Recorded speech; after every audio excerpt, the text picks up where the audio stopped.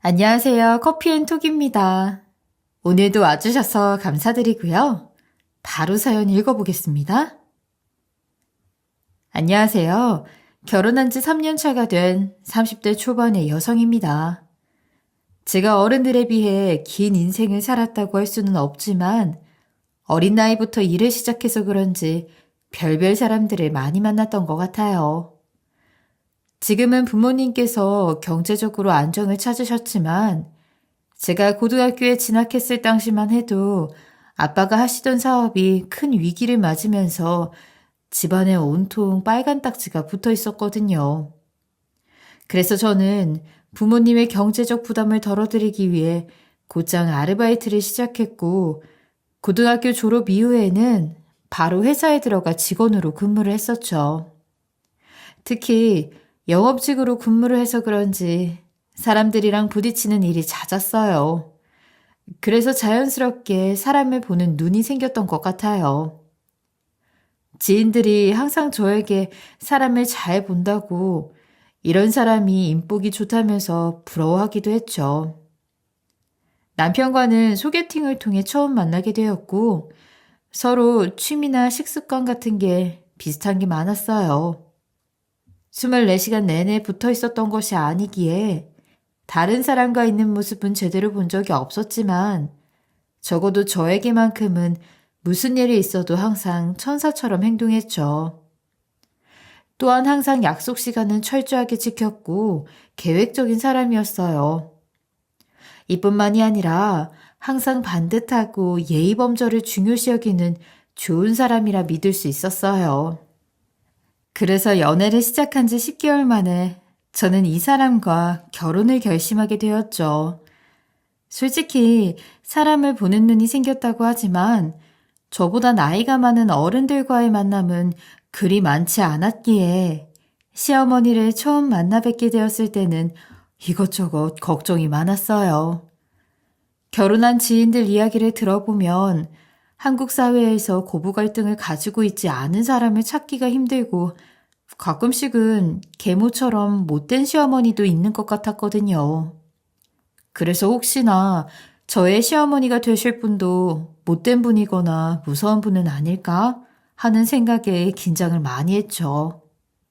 그러나 저의 예상과는 다르게 시어머니는 인자하셨고 마음이 따뜻하신 천사 같은 분이셨어요. 또한 차별이나 편견이 있는 분이 아닌 것 같았죠. 시어머니를 처음 만나 뵙기 전까지만 하더라도 저는 남편이 입양이 된 사람인 줄은 전혀 몰랐어요. 일단 연애 기간이 길지 않았고 남편의 눈치를 보니 숨기고 싶어 하는 마음이 있었던 것 같더라고요. 무엇보다 따로 이야기를 듣기 전까지 제가 보기에 상처 하나 없이 부모님 밑에서 사랑을 많이 받고 자란 사람 같았죠. 그런데 시어머니를 처음 만나 뵙는 자리에서 들어보니 남편은 15살까지 보육원에서 자라다가 입양이 되었다고 하더라고요. 시어머니는 남편이 14살이 되던 해에 봉사를 하기 위해서 보육원에 찾아갔다가 우연히 어디에도 마음을 붙이지 못하고 방황하는 남편을 보게 되었다고 해요. 보육원 선생님이 남편은 어릴 때 한 번 입양을 갔다가 상처를 받고 다시 되돌아온 이후로 항상 혼자 있으려고만 한다고 시어머니께 말씀하셨다고 했죠. 남편을 처음 봤을 때까지만 해도 시어머니는 입양 생각까지는 없었는데 만 18세가 되면 시설에서 강제로 나가야 한다고 그래서 남편이 걱정이라는 보육원 선생님의 말씀이 계속 마음에 걸렸다고 하더라고요. 초반에는 시어머니가 사업을 하시는 분이라서 경제적인 여유가 있으니 뒤에서 후원이라도 해줘야 하나? 라는 고민을 하셨대요. 하지만 돈보다 아이에게 중요한 것은 보호자로부터 받는 사랑과 안정감이 있는 둥지가 아닐까 하는 생각이 들어 결국 남편이 15살이 되던 해 입양을 결심하게 되었고요. 시어머니는 경제적인 여유가 있었지만 결혼은 하지 않으셔서 혼자 남편을 키우셨다고 하더군요. 우리나라 사람들은 입양을 할 때 아이가 어떤 방식으로 시설에 들어오게 되었는지 꼼꼼하게 확인부터 한다고 하는데 시어머니는 따지는 거 하나 없이 그저 남편의 미래만 보고 입양을 결정했다고 하더라고요. 아이를 버린 부모님이 누군지, 왜 버렸는지 확인하는 것보다 남편이 앞으로 상처를 받지 않고 정상적인 가정에서 잘 자랄 수 있도록 도와주고 싶었다고 해요. 다만 걱정이었던 것은 홀로 아이를 제대로 돌볼 수 있을까 하는 것이었다고 하더라고요. 그래도 막상 남편이 집에 들어오니 챙겨줘야 할 것이 많아 훨씬 바빠지기는 했지만 따뜻한 가정이 만들어진 것 같아서 좋았다고 해요. 홀로 지내다 보니 외롭기도 했고 집의 분위기가 칙칙했다고 하더군요.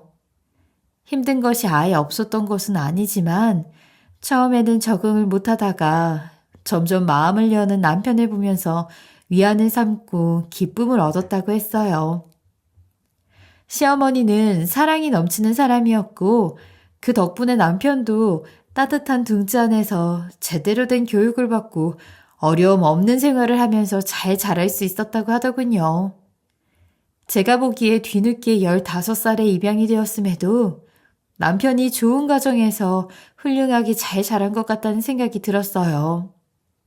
무엇보다 남편의 따뜻한 마음씨를 만들어주시고 훌륭하게 키워주신 만큼 시어머니도 따뜻하고 좋은 분이었기에 최소한 시집살이는 없겠다라는 생각이 들어서 저도 마음 편하게 결혼을 할 수 있었어요. 다만 아쉬운 점이 있다면 몇 년 전 시어머니는 사업 확장 후에 외국에 나가 살고 계시다 보니 자주 뵐 수 없다는 것이었죠. 사람들은 시어머니가 가까이 있어봤자 좋은 일이 생길 수가 없다면서 오히려 부러워하는데 저는 시어머니와 결혼 전부터 쿵짝이 잘 맞아서 그런가 오히려 가능하다면 한국에서 같이 살고 싶었어요. 시어머니는 자주 볼 수 없는 분이었지만 가끔씩 만나 뵙게 되면 저를 딸처럼 생각하면서 정말 잘해주시거든요. 저와 남편이 결혼하고 나서 2달 정도 지났을 무렵 시어머니가 한국에 일이 있어서 오셨던 적이 있었어요. 그때 시어머니는 저희 부부가 신혼인데 옆에 있으면 불편하다고 생각할까봐 저녁만 집에서 드시고 바로 호텔로 가시려고 하더라고요. 저녁 식사를 하고 보니 너무 늦은 시간이기도 했고 오랜만에 한국에 오셨는데 저희 집에서 모시는 것이 당연하다는 생각이 들어 시어머니께 한국에 있는 동안만이라도 신혼집에 계셨으면 좋겠다고 붙잡았어요.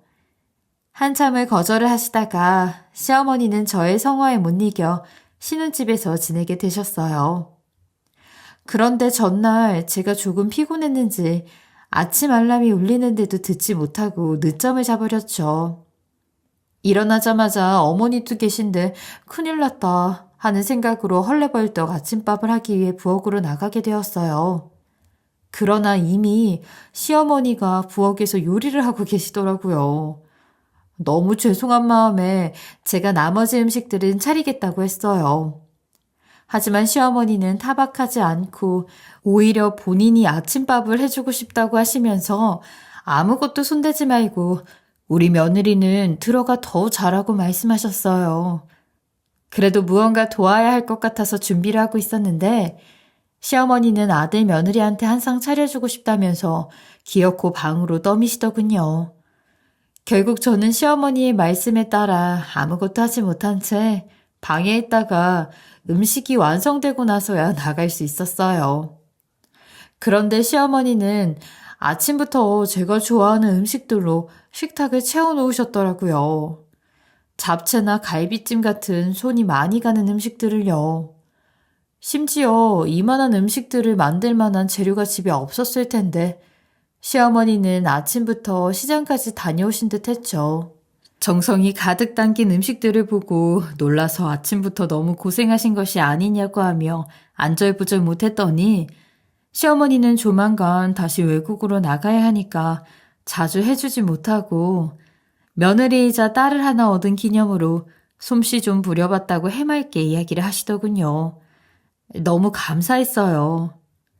시어머니가 며느리를 위해서 이렇게 만들기 힘든 음식들로 식탁을 채워주신다는 이야기는 제가 들어본 적이 없었거든요.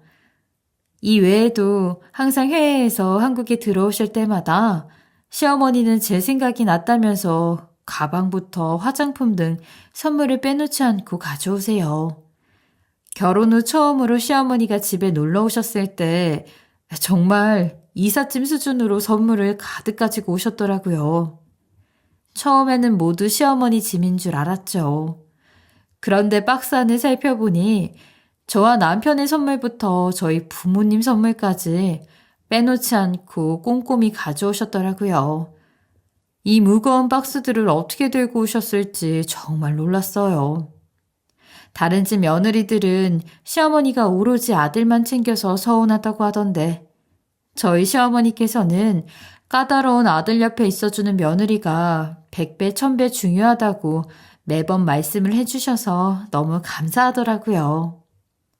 또 시어머니의 노력만큼 제가 며느리로서 제대로 효도를 하지 못하는 것 같아서 죄송한 마음도 들었고요.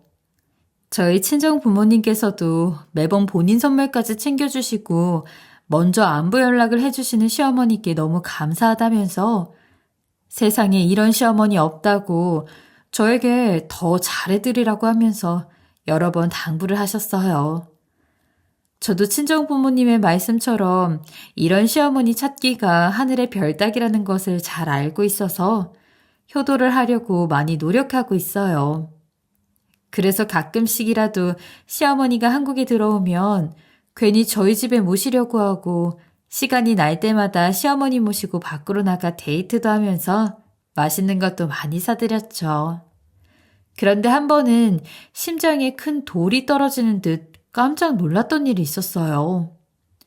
저희 부부가 결혼한 지 6개월 정도 지났을 때 외국에 계시던 시어머니께서 갑자기 연락이 오셔서 암 수술을 받아야 할 것 같다며 한국에 오신다고 하더라고요. 듣기만 해도 무서운 암이라는 단어에 당사자인 시어머니는 담담하게 받아들이시는 것 같은데도 제가 괜히 긴장되고 떨리더군요. 그래도 시어머니가 큰 수술을 하는데 며느리로서 옆에서 지극정성으로 간호를 해드리는 것이 도리인 것 같았죠. 그래서 이번 기간 동안 회사에 휴가도 내고 병실에 같이 있으면서 시어머니를 극진히 모셨어요. 아무래도 시어머니가 큰 수술을 하셔서 그런지 통증 때문에 한동안 제대로 움직이기 힘드신 것 같더라고요. 그래서인지 병원에서는 회복을 하실 때까지 소변줄을 사용해야 한다고 하셔서 소변통을 주기적으로 교체하고 세척을 해야 했어요. 처음에는 시어머니가 남의 집 귀한 딸인 며느리한테 이런 일을 시킬 수가 없다면서 간병인을 요청하시려고 하더군요. 하지만 저는 며느리가 있는데 간병인이 왜 필요하냐고 끝까지 제가 해드리고 싶다면서 옆에 붙어서 소변통을 비우고 세척까지 다 했었어요. 이뿐만 아니라 수술 직후에는 제대로 움직이는 것이 힘드니 씻는 것도 쉽지 않아서 매일같이 제가 직접 물을 받아 수건으로 침대에서 간단하게 씻겨드렸죠. 또 혹시나 병원밥이 지겹지 않으실까 하는 생각이 들어 중간중간 집에 들러 남편 먹을 반찬을 해놓으면서 죽이나 반찬들도 만들어서 가져다 드리기도 했어요. 시어머니는 누구보다 열심히 간호하려고 노력하는 저의 모습을 보며 아무래도 아들한테 간호를 해달라고 하기 민망했는데 제가 직접 나서서 해주겠다고 했던 것이 너무 고맙다고 덕분에 회복이 금방 될 것 같다면서 매일같이 말씀을 하시더라고요. 그때마다 저는 시어머니에게 며느리도 딸이라고 금방 회복될 때까지 걱정하지 마시라고 대답을 해드렸죠. 그렇게 시간이 지나 시어머니는 무사히 회복을 하셨고 경과도 좋아 퇴원을 하실 수 있었어요. 다만 의사 선생님께서 남아있는 치료도 있고 바로 비행을 하는 것은 무리가 있다고 하시더라고요. 원래 시어머니는 병원에서 퇴원하면 의사 선생님에게 소견서를 받아 외국 병원에서 진료를 받으려고 하셨다고 하더군요. 하지만 의사 선생님이 위험하다고 말리시니 결국 모든 치료를 한국에서 받고 가기로 하셨어요. 그래서 일단 저희 집으로 모시고 가게 되었죠. 그런데 집에 가는 도중에 시어머니가 갑자기 저의 손을 잡으면서 이런 말씀을 하시는 거예요. 아가, 네가 이렇게 해준 건 평생 못 잊을 거야. 넌 나한테 효도 다 했다. 어머니, 그동안 저에게 얼마나 잘해주셨는데요. 간병 정도는 제가 당연히 해드려야죠. 어머니가 회복하실 때까지 제가 옆에서 지극정성으로 간호해드릴게요. 걱정 마세요. 며느리 믿으시죠? 아이고, 이렇게 예쁜 며느리가 어디서 나한테 굴러왔을까. 나도 딸이라고 생각하고 앞으로 잘해주마. 네, 감사해요, 어머니. 저는 시어머니께 약속을 드린 대로 집에서 아무것도 하지 않고 편하게 쉬실 수 있도록 노력했어요. 당시 남편과 맞벌이를 했었기에 회사에 출근해야 했지만 나름대로 식사도 미리 차려놓은 후 출근하고 청소나 빨래도 신경 쓰지 않도록 저녁에 퇴근해서 미리 다 해놓았죠. 그리고 시어머니가 남은 치료를 받으러 병원에 가셔야 할 때면 어떻게 해서든 시간을 내어 보호자로 함께 했어요. 그래서인지 시어머니는 모든 치료를 무사히 마무리할 수 있었고 다시 외국으로 가시게 되었어요. 친정엄마 같은 시어머니가 한참을 붙어 있다가 다시 외국으로 가시니까 조금 허전하기도 하고 언제 또 뵐 수 있을까 하는 생각에 아쉽기도 하더라고요. 그래도 남편이 옆에서 항상 잘해주고 아껴주니까 둘이 알콩달콩 지내다 보면 또 금방 뵐 수 있을 것이라 생각했죠. 그런데 결혼을 하고 난 뒤 2년 정도의 시간이 지나자 남편이 점점 변하기 시작하더라고요. 조금씩 결혼 생활이 편해지면서 욱하거나 화를 내는 등의 성격은 가끔씩 나왔었는데 지인들이 원래 조금씩 본래의 성격이 드러나는 거라고 맞춰지는 과정이니 신경을 쓰지 않아도 된다고 해서 크게 걱정은 안 했었거든요. 하지만 원래 이런 사람인가? 아니면 내가 다른 사람이랑 살고 있는 건가 싶을 정도로 남편이 점점 심각하게 변하기 시작했어요. 어느 순간부터 남편은 제가 조금만 실수를 해도 옆집에서 민원이 들어올 정도로 크게 소리를 지르거나 그마저도 화가 주체가 되지 않으면 주변에 있는 물건들을 집어던져 망가뜨리더군요.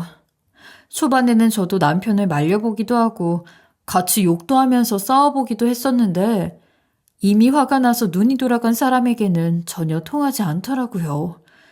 또 괜히 덤볐다가는 오히려 큰일이 날 수도 있겠다 싶어서 항상 남편이 화가 난 상태에 있을 때는 눈치를 보며 진정할 때까지 지켜보거나 방 안으로 피신해 있었어요. 그러나 남편이 언제 어디서 화를 낼지 모르는 시한폭탄이다 보니 저는 늘 앞에서 뭘 할 때마다 무서워서 손이 벌벌 떨리기까지 하더라고요. 그래도 몇 달간은 물건을 던질지언정 저에게 손을 올리거나 하지는 않았어요. 그러나 남편의 행동이 점점 심해지면서 어느 순간부터는 급기야 저에게 손을 올리기까지 하더군요. 남편은 처음 저에게 손을 올렸을 때 물건을 던지고 소리를 지르는 것으로 분이 풀리지 않았었나 봐요. 갑자기 저의 머리채를 잡고 이리저리 흔들거나 밀치는 등의 행동을 하더군요.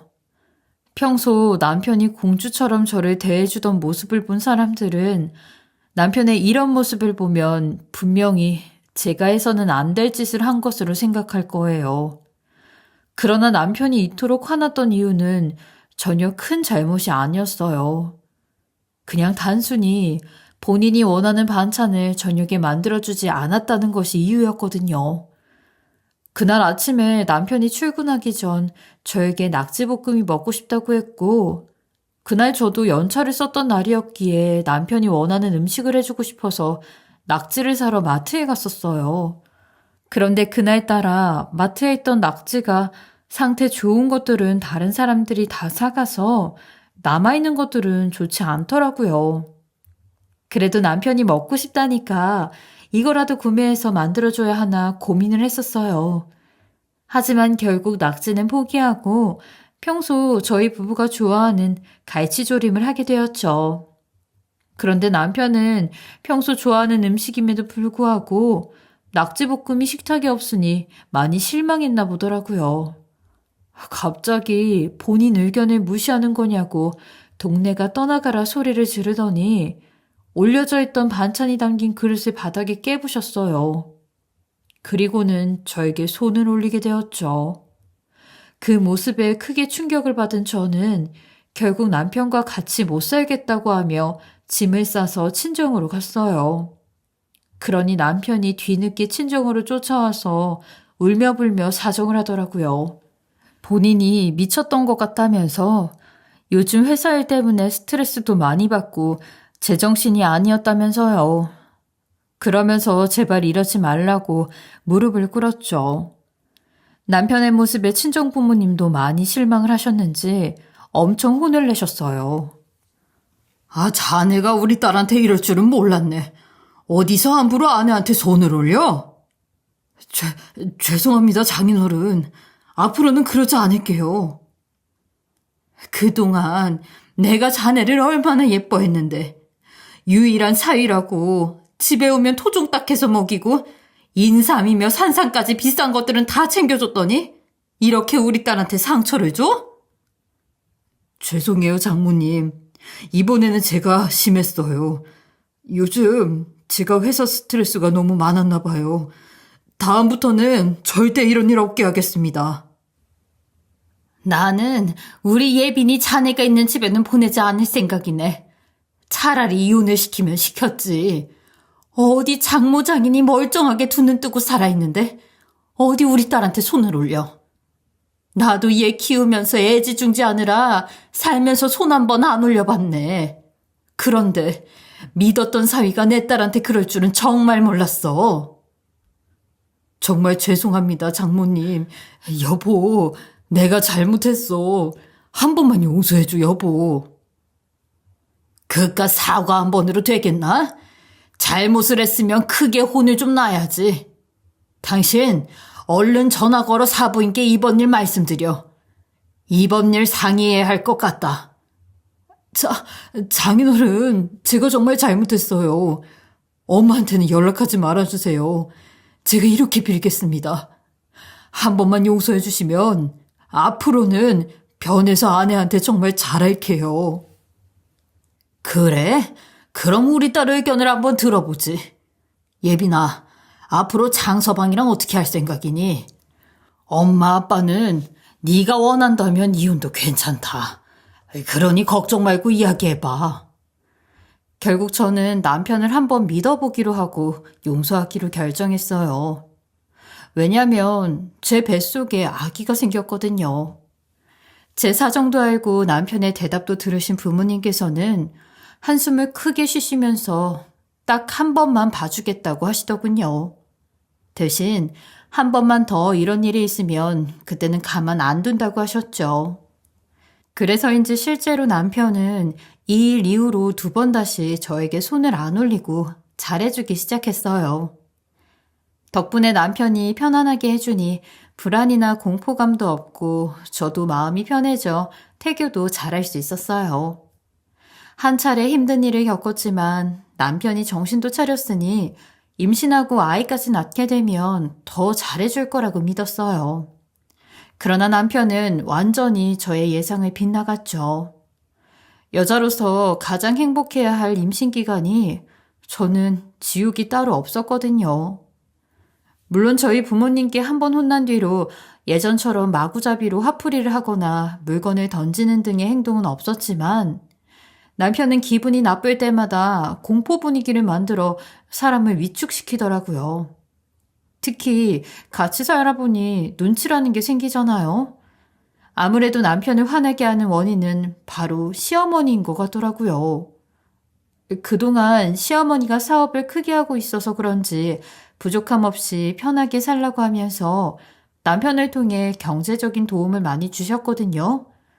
그런데 지난 암 수술을 하셨을 때 시어머니가 무언가 깨달으셨는지 남편에게 혼자 살아갈 줄도 알아야 한다면서 경제적인 지원을 딱 끊으셨어요.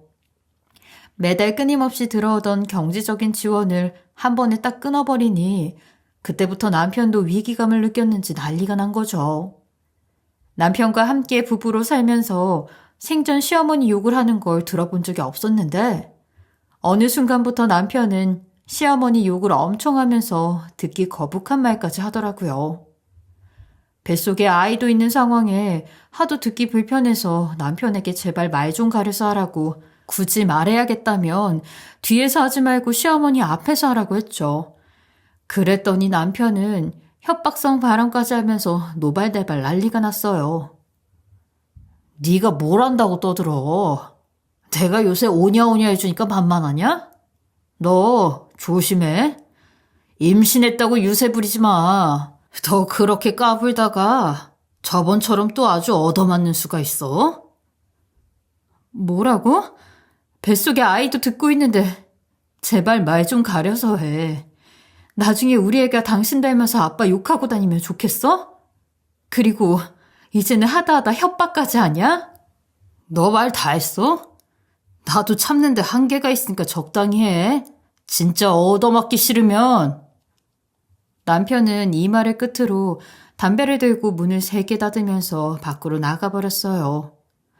좋은 시어머니와 공주처럼 대해주는 남편 집안에 시집을 와서 정말 행복했는데 제가 사람을 잘못 봤는지 시간이 지날수록 엇나가 막무가내로 행동하는 남편 때문에 머리도 아프고 후회가 되더라고요.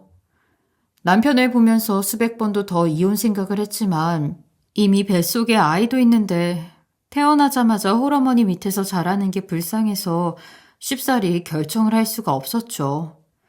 그리고 아이가 태어나게 되면 남편의 행동도 변화가 있지 않을까 하는 기대감도 있어 참았어요.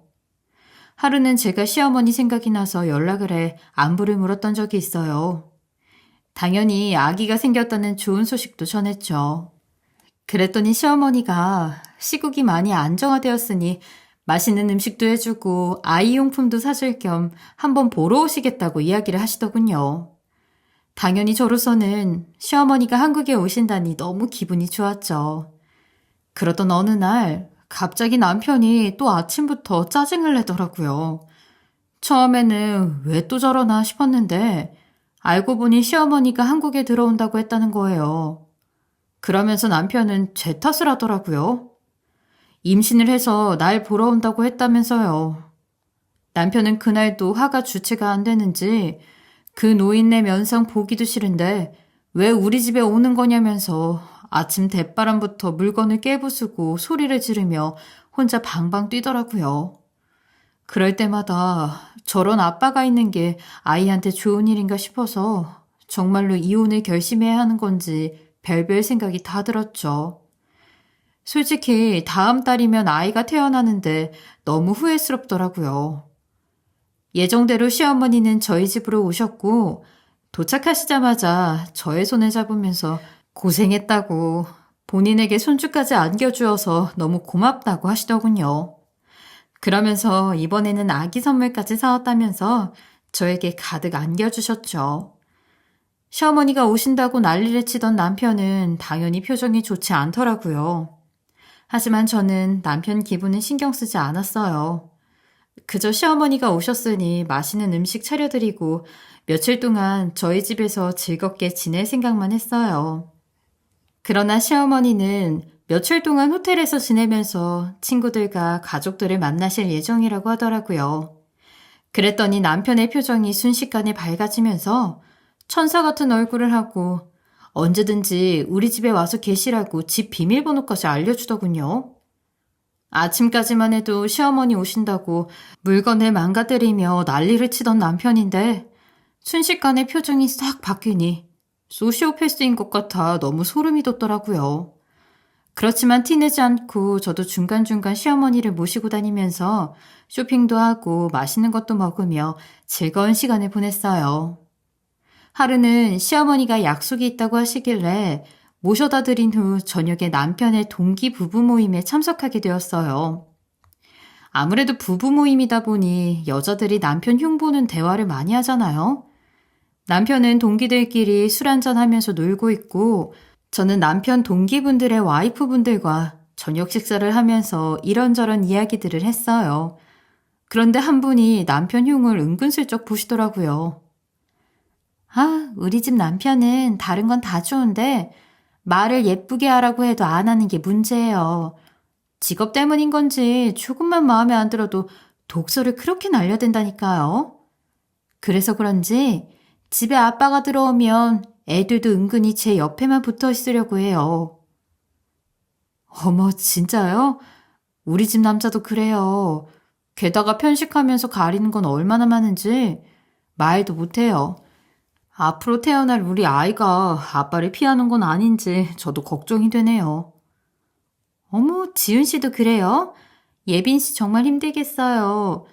편식은 둘째 치고 말 예쁘게 안 하면 은근히 상처된다니까요. 그러니까요.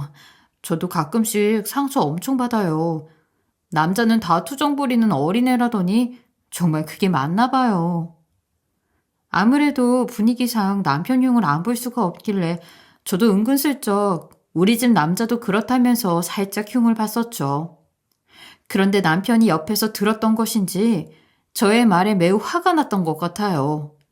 당시 심하게 취한 건 아니었지만 남편 놈이 동기들이랑 술을 몇 잔 했던 상태라서 그런지 집에 도착하자마자 정신을 못 차리고 더 괴가 되어 저에게 손까지 올리기 시작하더라고요. 지금 빌어먹을 미친 노인네까지 한국어 있어서 스트레스 만땅인데 네가 내 화를 돋아? 너나 그 노인네가 나한테 당해봐야 정신을 차리지? 여보, 일단 진정하고 내 이야기 좀 들어봐, 응? 듣기는 뭘 들어? 너 같은 애 말 들을 필요도 없어. 사람들이 그렇게 많은데 네가 감히 내 흉을 봐? 그런 거 아니야. 당신 동기 와이프들이 조금씩 남편 흉을 보길래 분위기 때문에 맞춰준 거야. 원래 여자들은 그런 자리에 있으면 그렇게 친해지잖아. 그러니까 진정 좀 해, 제발. 남편이 계속해서 손을 올리는 바람에 저는 아이를 보호해야겠다는 생각이 들어 필사적으로 배를 감싸며 그만하라고 했어요. 하지만 남편은 이미 눈이 돌아가서 그런지 저의 모습을 보지 못하고 본인 분을 풀기 위해 미친 듯이 저의 머리를 쥐고 흔들고 발길질을 하면서 주변에 있는 물건들을 집어던지는 등의 행동을 했어요.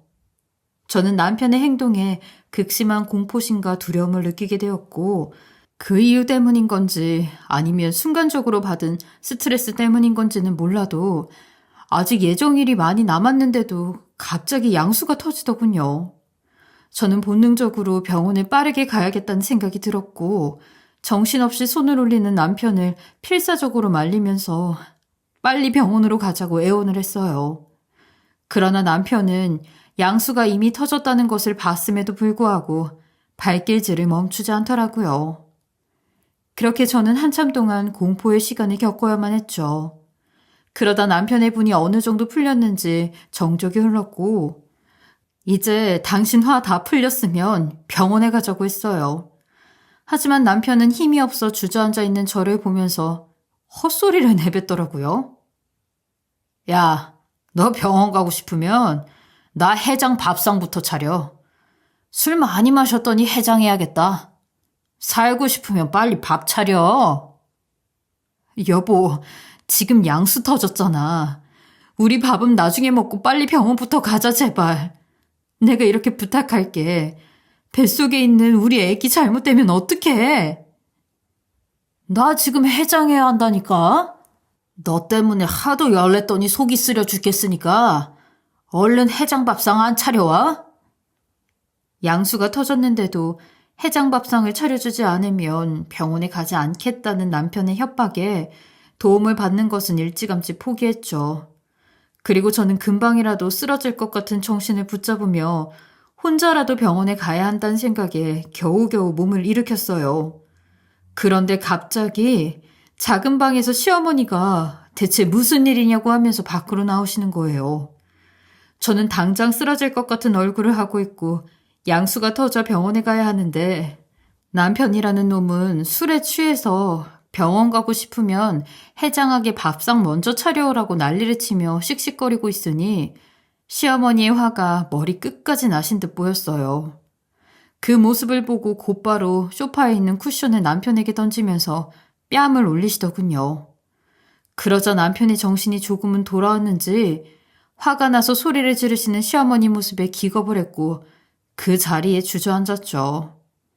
이제야 상황이 정리되고 병원에 갈 수 있겠다 싶었는데 남편 놈은 아직도 정신을 못 차린 건지 이렇게 된 게 다 제 탓이라고 하기 시작했죠. 그러면서 저에게 시어머니가 집에 있는 줄 알고 있었으면서 일부러 말을 안 했다면서 본인을 엿먹이려 그런 거냐고 난리를 치는 거예요.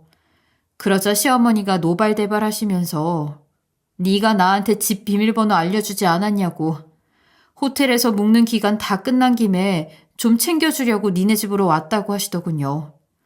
그런데 본인이 잠에 들었을 때 내 아들이 고주망태가 되어서 이런 짓을 하고 있을 줄 꿈에도 몰랐다면서요. 그러자 남편 놈은 악마 같은 얼굴을 싹 감추고 다시 천사가 되어 오해라고 시어머니에게 해명을 하더라고요. 하지만 시어머니는 이미 다 들었다며 일단 다리에 힘이 풀려 주저앉은 저를 부축해서 병원에 데려다 주셨어요. 걱정이 많았었는데 다행히 2주 정도 빠르게 출산한 것 빼고는 막달에 접어들었기에 위험한 상황이 없이 아이도 무사히 건강하게 잘 낳아주었어요. 뒤늦게 남편 놈이 찾아오기는 했지만 시어머니는 너 같은 자식은 아이 볼 자격도 없다면서 병원에 얼씬도 못하게 하셨죠. 그리고 출산 이후 정신을 차린 저에게 남편에 대해서 물으셨어요. 그래도 시어머니 아들 이야기인데 해도 되나 싶어 고민을 하기는 했었죠. 하지만 시어머니도 남편의 실체에 대해 아셔야 할 것 같더라고요. 그래서 저는 남편이 그동안 했던 못된 짓에 대해서 전부 다 이야기를 했어요.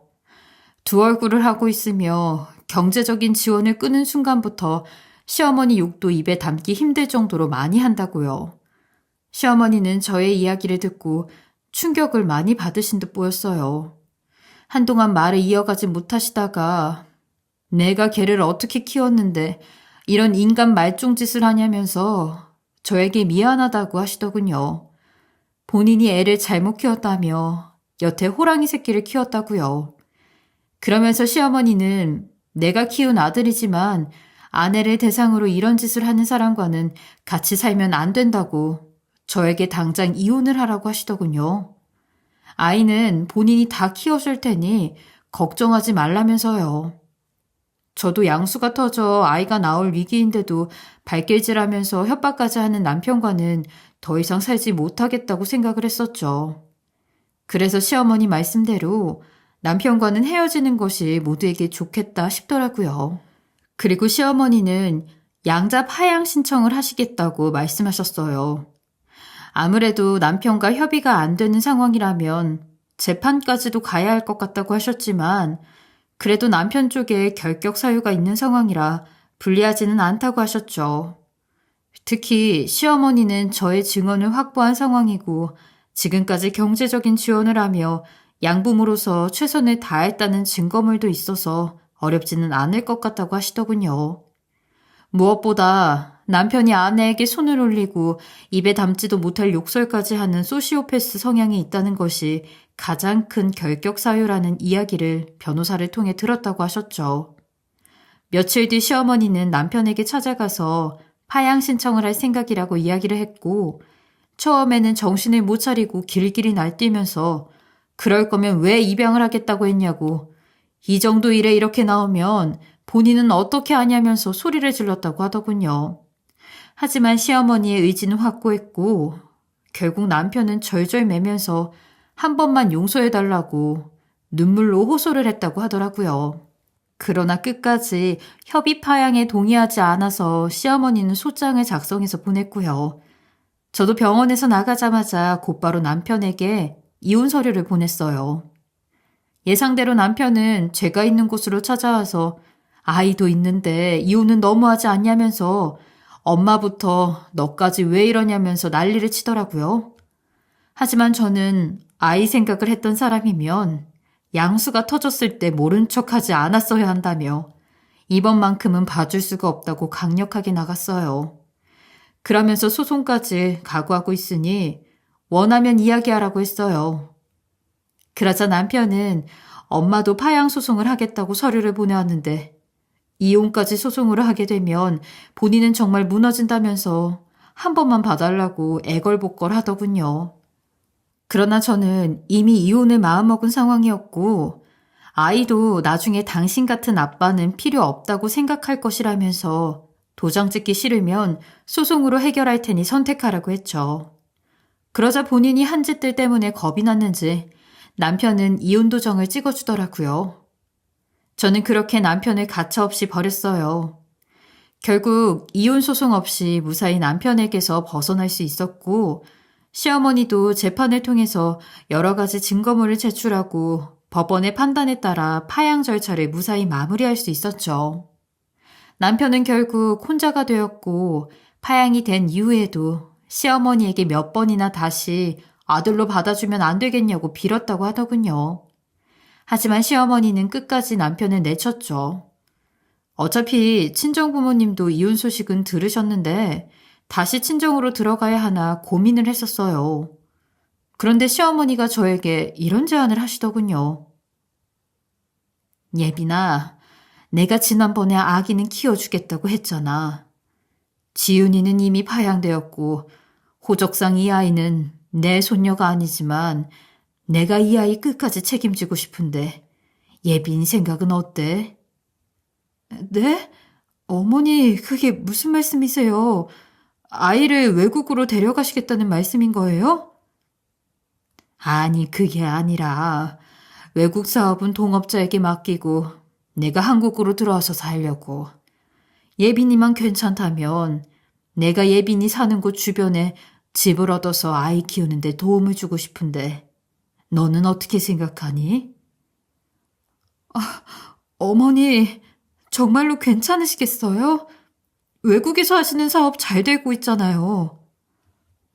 괜찮아, 동업자가 있어서. 그 친구에게 맡기고 나는 투자한 만큼 수익이 나면 조금씩 가져오면 되니까.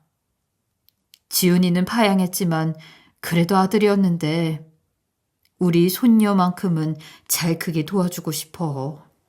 그리고 홀몸인 내가 살면 얼마나 더 살겠고 남도 도와주고 후원하는 마당인데 며느리랑 손녀를 안 도와주는 게 말이나 되겠니? 어머니가 그렇게 생각하신다면 저도 정말 좋아요. 너무 감사해요, 어머니. 솔직히 시어머니가 외국으로 돌아가시면 평생 얼굴도 못 보고 지내야 할까봐 아쉽다는 생각을 했었는데 오히려 먼저 이런 제안을 해주시니 너무 좋더라고요. 그런데 생각해보니 양아들이지만 남편만을 바라보고 오랫동안 살아오셨는데 다시 혼자 지내시기에는 외롭고 힘드실 것 같더라고요. 물론 외국에서는 홀로 지내오시기는 했지만 곁에 가족이 있는 것과 없는 것은 천지 차이잖아요. 그래서 고민 끝에 친정부모님에게 가서 사정을 이야기하고 시어머니를 모시고 살고 싶다고 말씀을 드렸죠. 그랬더니 친정부모님은 조금 당황해 하시다가 저에게 그럼 우리 집 근처로 오셔서 한 동네에서 다 같이 지내는 것은 어떻겠냐고 물으시더군요. 친정부모님이 그런 제안을 하실 줄은 예상도 못했어요. 하지만 시어머니만 동의하신다면 이 방법도 좋을 것 같아 연락드려 의견을 여쭤보았죠. 시어머니는 저의 이야기를 들으신 후 정말 내가 그 근처에서 함께 살아도 괜찮겠냐며 조금 망설이기는 했지만 설득 끝에 결국에는 그렇게 하자고 하시더군요. 그렇게 저는 시어머니와 함께 살면서 근처에 친정부모님도 함께 살게 되었죠. 시어머니는 사업과 집 정리를 위해 잠시 외국으로 나가게 되었고 약 한 달 만에 정말 과분한 선물과 함께 친정집으로 오셨어요. 도착하자마자 저에게 어떤 서류 하나를 내미셨는데 자세히 읽어보니 본인이 죽으면 60억 전 재산을 저랑 제 딸에게 상속해준다는 내용이더라고요. 시어머니는 다 읽었으면 얼른 서류에 사인하라고 하셨고 저는 그런 큰 돈은 못 받는다고 손사래를 쳤어요. 하지만 시어머니는 어차피 나는 양자이지만 자식도 파양했고 피부치도 없어서 이 돈을 가지고 갈 수 있는 사람은 저 하나밖에 없다고 하시면서 받아달라고 하셨죠. 결국 시어머니의 말씀에 저는 그 서류에 사인한 후 감사한 마음으로 받게 되었어요. 그리고 지금 저희 가족들은 다 함께 잘 살고 있는데 처음에는 같은 아파트 동에서 사는 게 서로 불편하지는 않을까? 괜한 제안을 했나 싶었는데 오히려 친정엄마와 시어머니가 성격이 잘 맞아서 그런지 두 분이 함께 여행도 다니고 취미 활동도 하시면서 친구처럼 잘 지내고 있어요. 친정아빠도 두 분이 너무 잘 지내시니까 가끔 질투가 난다고 장난스럽게 이야기를 하시기는 하지만 오히려 같은 아파트 동에서 사니까 북적북적해서 좋다고 하시더라고요. 그리고 저희 딸은 시간이 지날수록 무럭무럭 잘 자라고 있어요. 곧 있으면 태어난 지 1년이라서 조그맣게 가족들과 돌잔치를 하려고 준비 중이에요. 사랑을 많이 받아서 그런지 저희 딸이 애교가 많아 집에 웃음꽃이 떠나지를 않네요. 지금 전 남편의 소식을 들을 수는 없어 어디서 어떻게 살고 있는지는 모르겠지만 앞으로는 지난 날을 반성하고 변화된 모습으로 잘 살았으면 좋겠다는 생각이 들어요.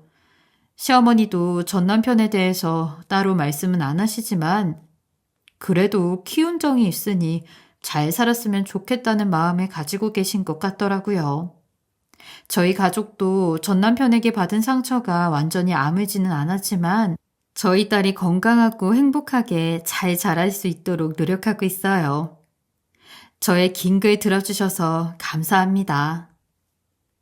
지금까지 커피앤톡이었습니다. 오늘도 끝까지 함께 해주셔서 감사하고요. 저는 다음 영상으로 또 찾아뵙겠습니다.